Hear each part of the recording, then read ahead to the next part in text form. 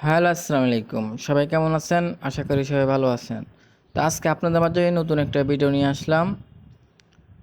তো আপনারা সবাই ভিডিওটা দেখেন। ভিডিওটা দেখলে বুঝতে পারবেন।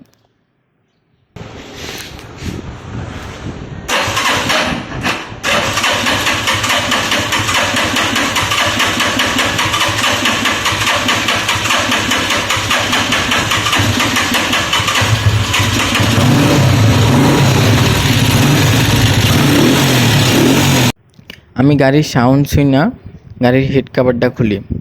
হেড কভার খোলার পরে দেখতেছি হেড কভার পুরো শুকিয়ে দিচ্ছে।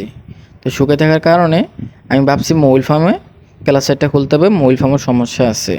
তো আমি ক্লাচ সাইড খুলছি। ক্লাচ সাইড খোলার পরে দেখতেছি যে এই ফিনিয়ামটার সমস্যা আছে ভিতরে। ফিনিয়ামটা মোবিলটা উপরে উড়াতে পারে না।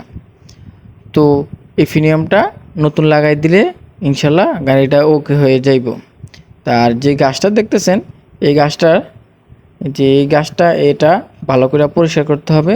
পরিষ্কার টরিষ্কার কইরা ধুয়া মুছা লাগাইলে ইনশাল্লাহ গাড়ি ওকে।